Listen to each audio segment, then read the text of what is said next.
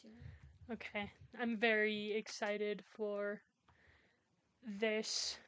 Okay, so for this recording, it's gonna be another OC talk, but it is going to be about my story that I am talking about. And for this particular character, he is, the big baddie of the series. So, my friend is going to be giving me an interview this time.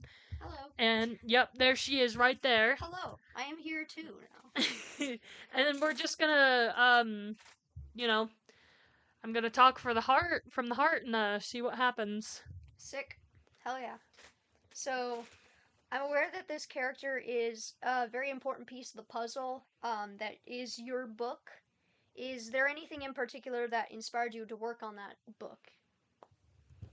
Like why I started writing it to begin with. Yes. Okay, so that's actually a very fun story.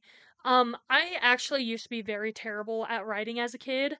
So bad to where my English teacher like not didn't make me write like any paragraphs, and she just let me read books for the entire year. I'm not kidding. In Oh 8th my grade. god, Like I no. could not like connect ideas together. It was really bad until one of my friends, I don't know if I can say his name, but we've been friends for kind of like 10 years now, and he introduced me to role playing. Mm, It wasn't like that cringy gross stuff to where it's like smut. That wasn't it. yeah. Um I we started role playing just really cringy characters.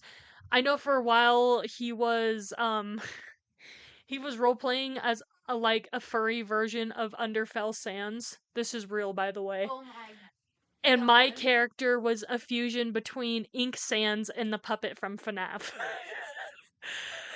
But because of those few, like, I would say I was like role playing for maybe like 5 years. Because of that, that is what made my writing improve. And throughout the cringe, but also the fun I had with role playing, one day I just had the idea to where I'm like, I want to write a book. And that is when this started. Now, this thought happened ages and ages ago. At the time of this recording, the book is not finished. In fact, Oh. it is going through a massive revision. But I started this book like about 6 years ago when I was still a youngin'.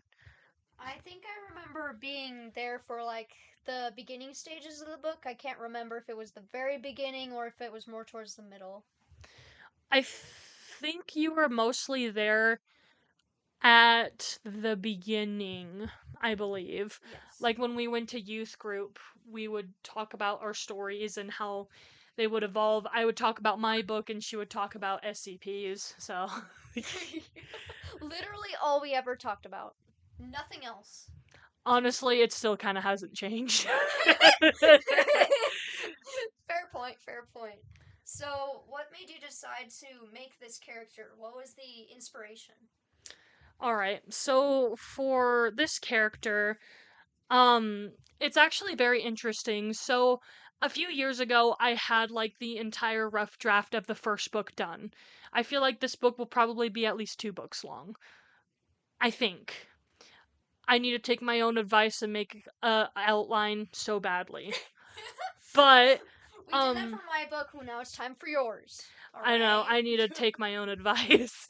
But, in the initial draft, there wasn't a villain. There wasn't really anything driving the plot. It was more like stuff was happening. And the reason why it was so all over the place, I had another writing partner.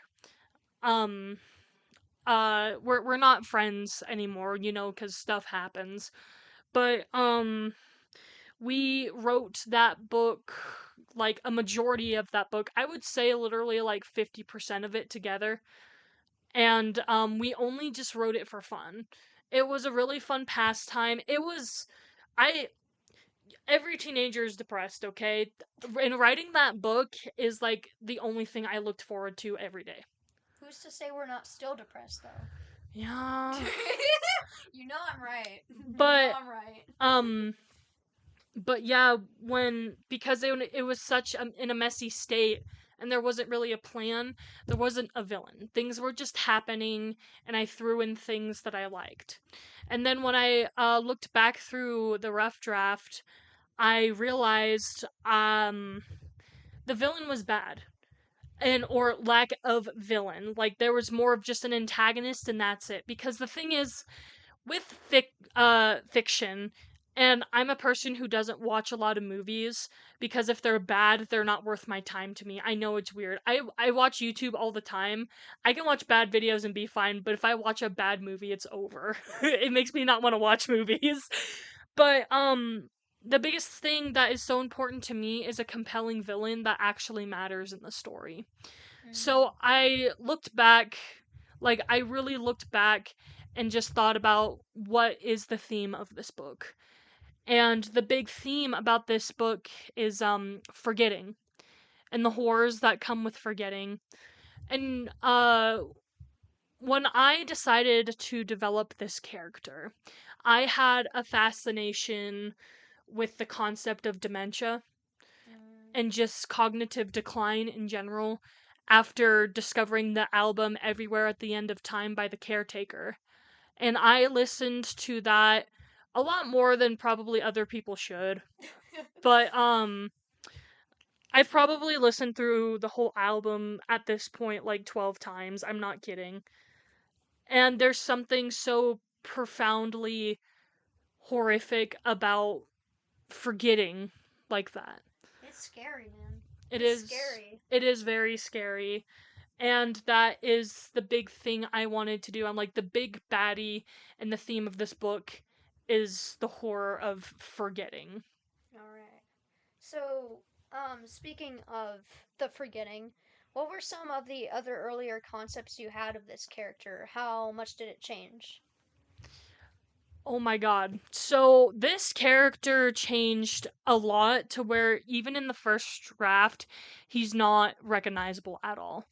So in the first draft, he wasn't this monster made of hair at all or anything to do with like cognitive decline. It wasn't a part of the theme. So if you've seen the other video about my friend's character Penguin about the SCP universe, there will be a lab portion in my book and I am comfortable with sharing that.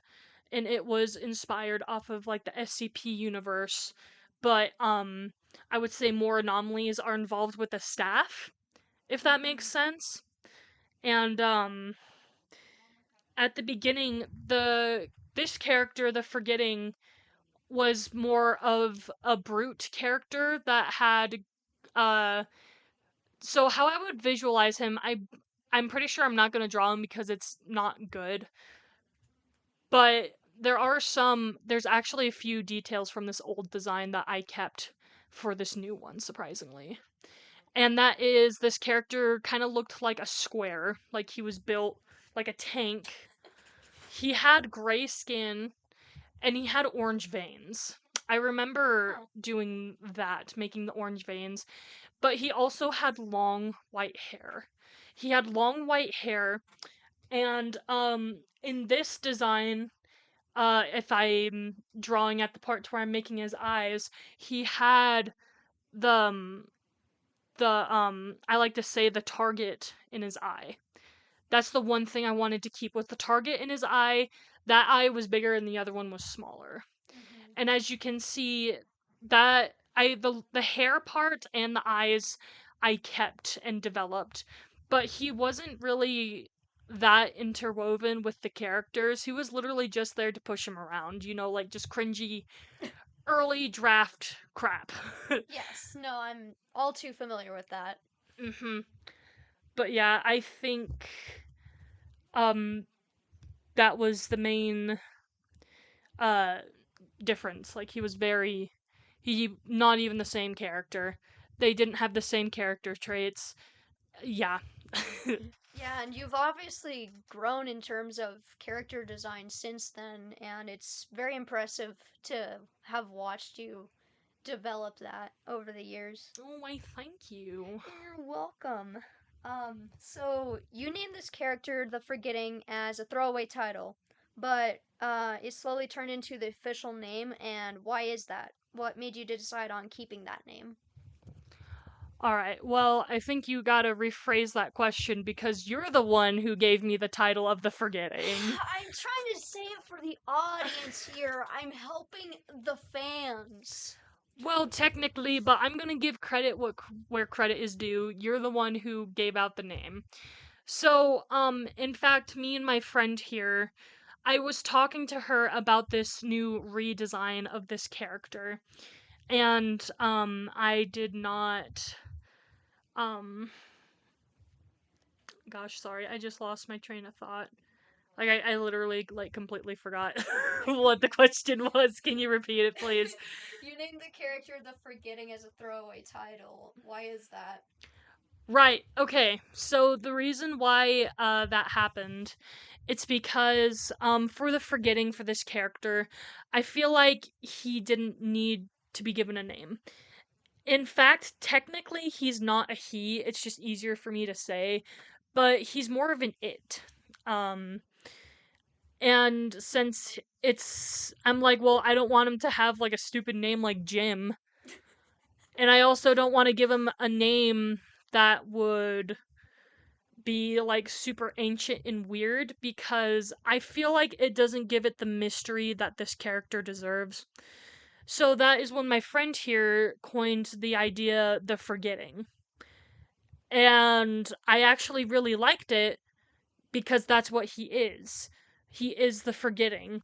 In my mind, this character has many names because, um, at least for us, we can call him Alzheimer's, dementia, or Mm-hmm. just I forgot, I can't remember. Mm-hmm. Stuff like that is stuff that we call him. So, calling him the Forgetting, I think, is a suitable title for this entity. Oh yeah. And speaking of which, what does the Forgetting do exactly as a character? Like, what's his role in the story? Yes. Okay, so what the Forgetting does, he is. I don't mind sharing the backstory of this guy because I feel like not everyone will listen to this video. But what I like to think that the Forgetting is that he was around ever since the beginning when God created the earth. Before sin was ever a thing, and yes, I am a Christian, so I am updated on the Christian lore. You are very familiar with the lore that is the Bible. Yeah, that is called history. But he was around um at the beginning when everything was created. And he this is going to be interesting. So he is actually two beings at the very beginning. Um but when Eve and Adam sinned, that is when the forgetting like split up into two different beings. And the reason why I did this is because there's a good side to forgetting and there's also a bad side to forgetting. So the good thing about forgetting is like if you had some very serious trauma that happened to you as a kid. So I feel like the good version of the forgetting would be in charge of that. He takes away that trauma and holds on to it until God tells them, you can give it back to them because it's time that they heal from Mm-hmm. that. Oh yeah. And with the bad forgetting, um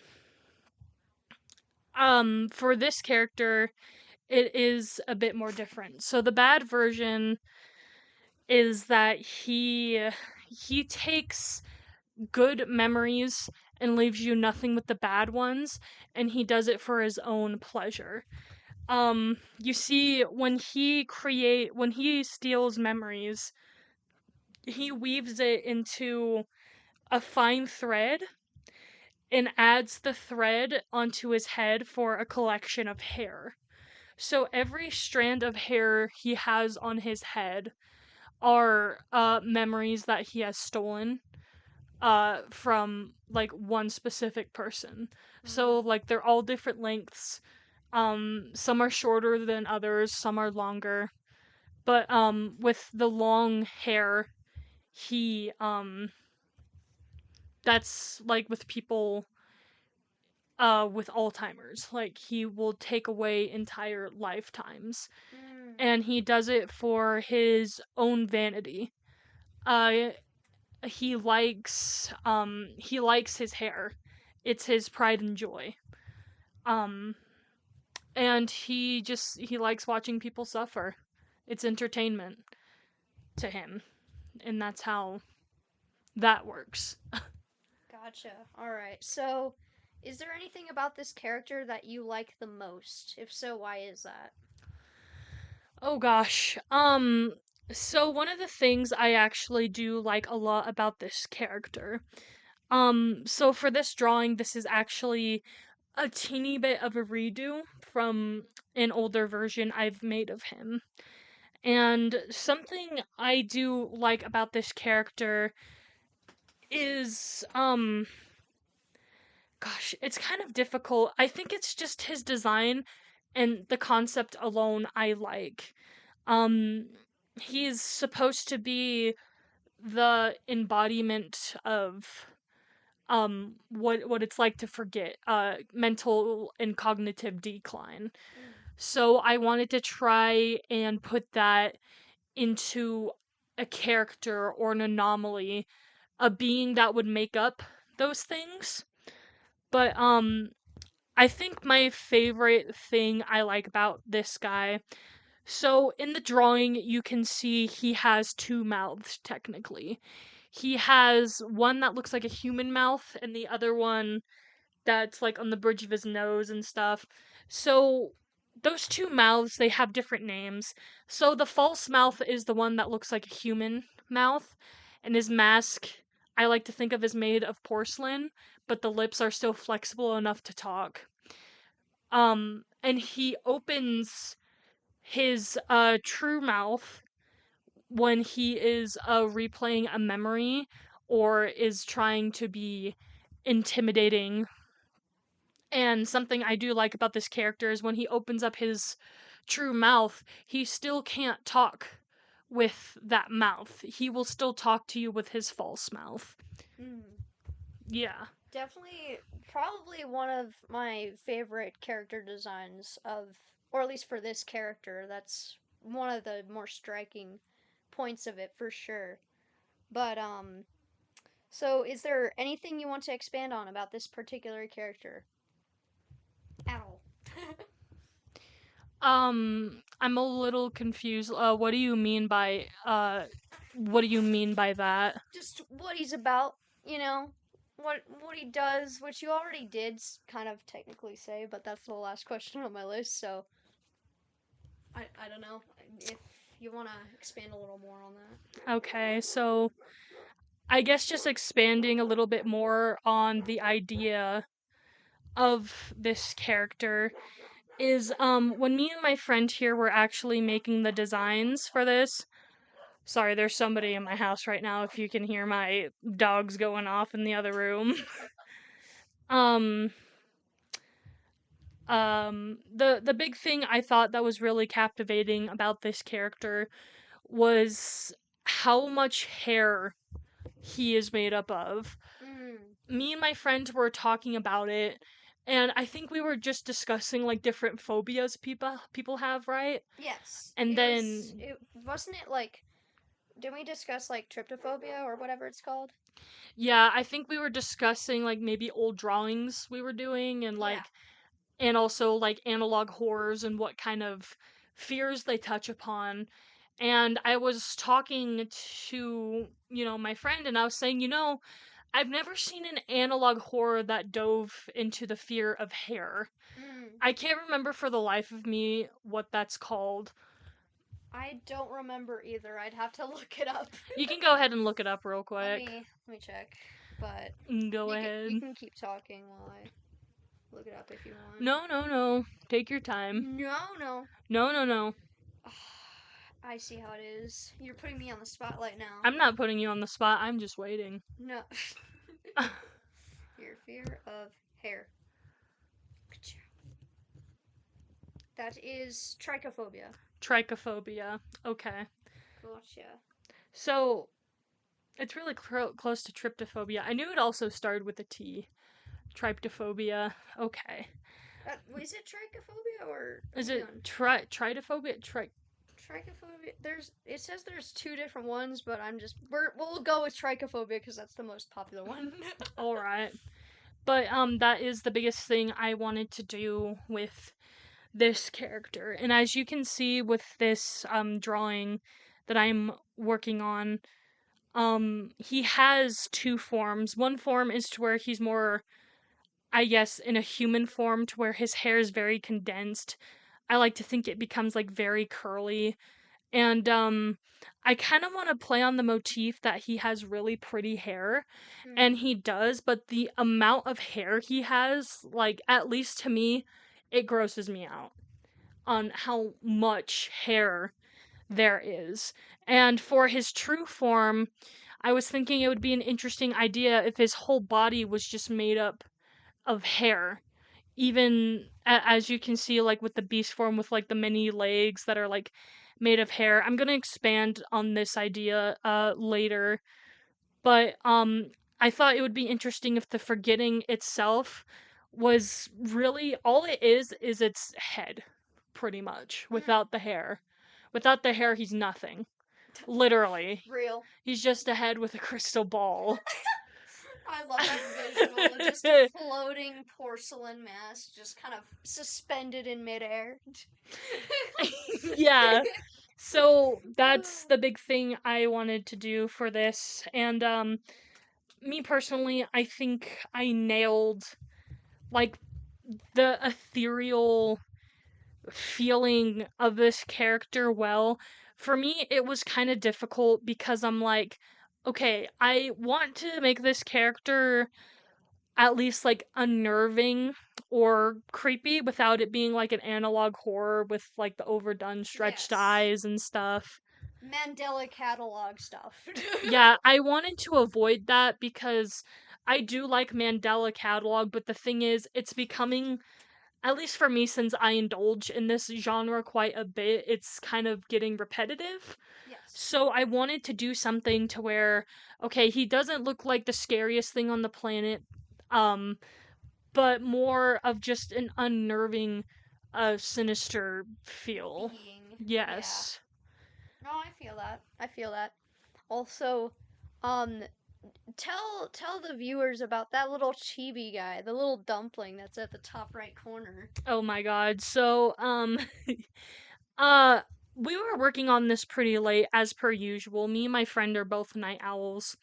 And, we were just talking about, we should just, like, design a bunch of little chibis for all the other characters. And, I kind of can't remember how it fell in place, but I was like, I think I should just make a little cute version of him. My friend was all like, do it. And I'm like, okay. So we came up with our little dumpling forgetting up way in the corner. It's beautiful. I love it so much. I think you would make a really cute sticker, like just between you and me. Bro, laptop sticker? Oh, Honestly, oh, I think I'd have him on my phone. honestly real. I feel that. I feel that. I'm a laptop sticker person though. I feel that. But yeah, that's kind of the rough uh I guess not rough, it's just like what this character is, and I'm really looking forward to get to work with this character a bit more. The only thing I do fear for the future, I never so in my book I lean on a lot of goofy, like quirky aspects. That's just my type of thing I like to write about, something serious and then something goofy happens. That's just my writing style. And there's going to be certain moments in the book, and I don't want it to mess up the seriousness that is this character. Mm, Like, so I don't mind if it like humiliates the character, that's fine, But if it gets to the point where people think it's a like it makes him think of him in a joking light, I don't want that. That's like a big fear of No, mine. no, I feel that. I'm in the same boat as you, honestly, but I'm sure it'll be fine because every single time I ever think about the forgetting, it's like goosebumps all over. So, I think you did the right thing. So, All it'll right. be awesome. I'm so excited. Thank you. Yeah, I was actually very worried. Me and my friend were talking, and speaking of Mandela Catalog, I was really worried that the forgetting looked too much like the fallen angel Gabriel from the Mandela Catalog, and that like scared me. I was looking at I was because like it's been a while since I've updated myself on Mandela Catalog, so I looked it up again, and I'm like, this is there's no resemblance here. Are you okay? Yeah, I was really afraid of that because this character is not inspired at all from analog horror, at least in my opinion. So I was really worried that I accidentally created a character that looked like a look-alike, and I'm like, great! Oh no!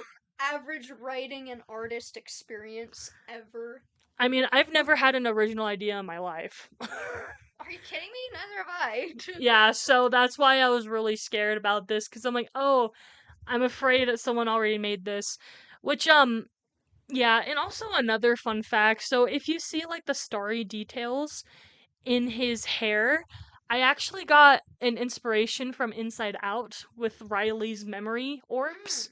Oh yeah, yeah, yeah. And I kind of wanted the memories to be like orbs in his hair, and they look like beads. Like that'd be like core Ooh. memories from people's lifetimes, and it makes it look like pretty and starry and more appealing. I've also thought about playing with the idea that some of the orbs are bigger than the others, Mm. because I think that would be interesting. I think it'd give it some more flavor. Of course. Yeah, but I think that's pretty much all I can think about without freaking um Spoiling it all. well, honestly, at this point I kind of don't mind spoiling cuz I don't believe this will be very popular, like these little tidbits, but it's just fun getting to talk about, like I said, our OCs, what they do, and we just like being passionate about our own creations, and we just got to the point where we just kind of wanted to share. Yeah, pretty much. I mean, I can't really think of anything else to really say, so I don't have any other questions for you, so. All right, well, thank you for doing a little interview with me. I appreciate it. Of course, and thank you for allowing me to interview you. Of course. All right, I hope you have a good day. You too. Bye. Bye.